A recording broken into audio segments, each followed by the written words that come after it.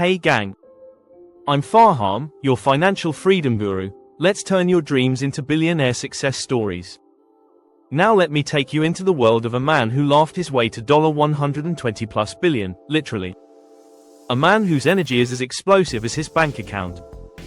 This is the story of Steve Ballmer, Microsoft's most eccentric leader, the ultimate hype man, and a billionaire who bet big, screamed louder, and danced harder than anyone else in Silicon Valley. But trust me, behind all that wild energy is one of the most fascinating wealth-building stories you'll ever hear. This man didn't invent the software. He didn't code the future. But he knew how to build teams, take chances, manage empires, and make money rain like confetti at a Clippers game. Steve Ballmer was born in 1956 in Detroit, Michigan. Not exactly the golden soil of tech innovation, right? His dad was a manager at Ford, so business ran in the blood, but Ballmer's life didn't start in some luxurious mansion. He grew up in a regular American household, but with one extraordinary gift, an unmatched brain. He absolutely crushed school. Scored 800 on the math section of the SAT and graduated valedictorian. He went on to study at Harvard where, by the way, he was roommates with a certain guy named Bill Gates. Maybe you've heard of him. But back then, Gates wasn't a tech legend yet. He was just a quiet, insanely smart guy. Ballmer, on the other hand, was wild. Loud. Always laughing, yelling, leading cheers in the stands. But he wasn't just noise, he was razor sharp. After Harvard, Ballmer joined Procter & Gamble.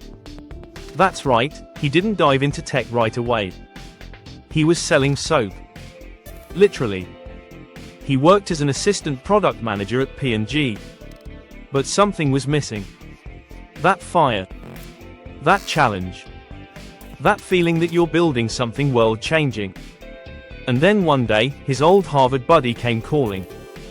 Bill Gates was building a tiny little company called Microsoft, and he needed help.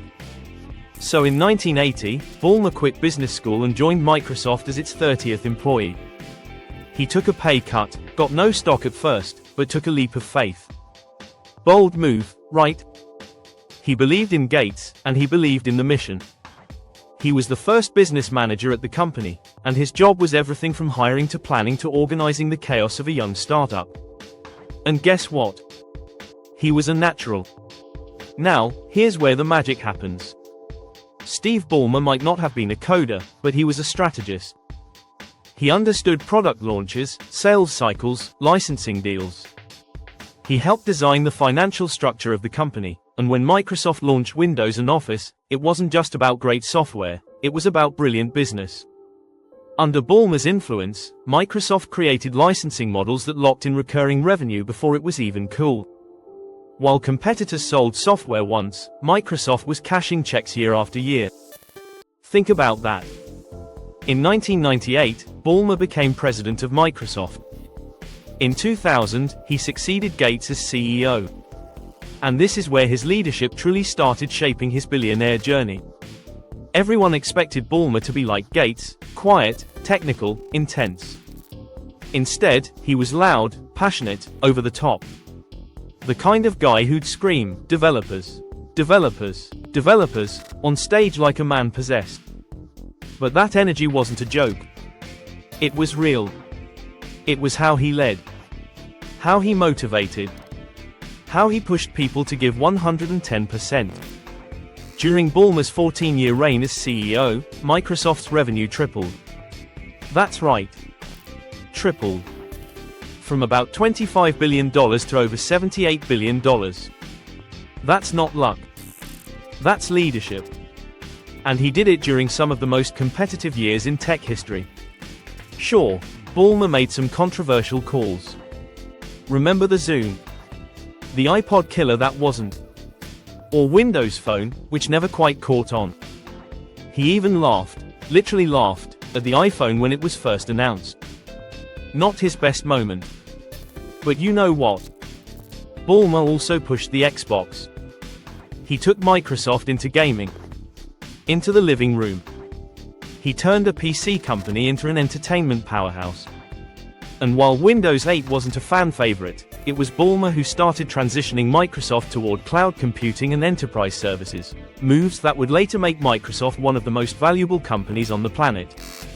Now let's talk money. While Ballmer was working, his salary was relatively modest for a CEO. Around $1 million a year with bonuses. Not peanuts, but not billionaire territory either. So how did he get there? The secret lies in ownership.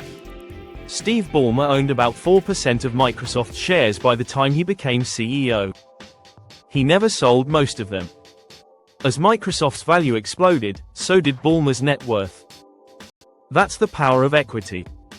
The power of patience. The power of belief.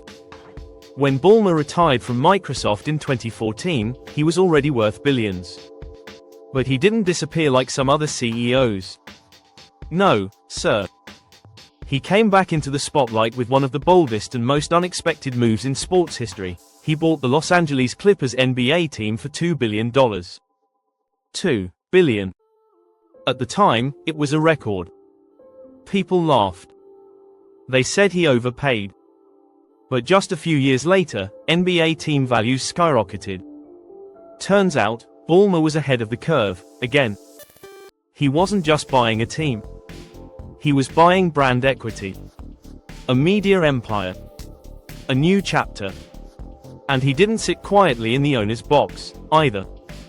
He showed up at games, dancing, screaming, high-fiving fans, acting like a teenager at his first playoff game. The man's energy is unreal. But again, it's not just noise.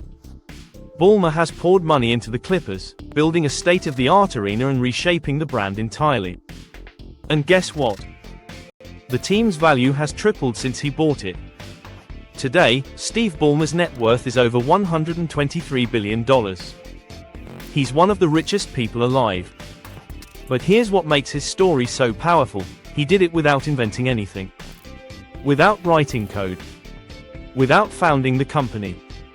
He did it through belief, passion, loyalty, and smart business moves. He turned relationships into opportunities. He stayed patient with equity. He took risks when others hesitated. And he stayed true to his personality the whole time. He didn't fake a serious image to be taken seriously. He didn't wear the traditional tech CEO mask. He yelled. He danced. He sweated through his shirt on stage. And the world took notice. So what's the lesson here, gang? It's not about being the quiet genius or the technical wizard. Sometimes, being the loud guy in the room who truly believes, who truly shows up, who never settles, that's what takes you to the top. Steve Ballmer reminds us that wealth isn't just about ideas, it's about execution. About owning your lane. About being unforgettable. He wasn't born rich. He wasn't handed $1 billion idea. But he made his own billionaire journey. From dorm rooms to boardrooms, from software to slam dunks, Steve Ballmer played the long game, and won. So ask yourself today, are you chasing money? Or are you chasing impact? Are you playing safe? Or are you taking bold steps toward your own financial freedom? Ballmer didn't just take the road less traveled.